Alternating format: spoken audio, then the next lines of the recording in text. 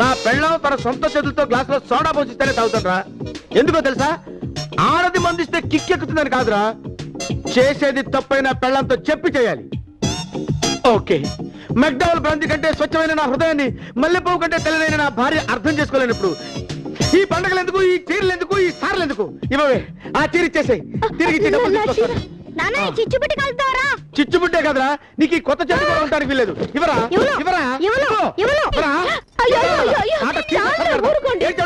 పిల్లలు వాళ్ళని ఎందుకు ఏడిపిస్తారు? వేసిన డ్రెస్ తీసేస్తే వాళ్ళు డంగైపోరు. నా పిల్లలకి పండగకి కొత్త బట్టలు వేసుకున్న రాత కూడా లేదా?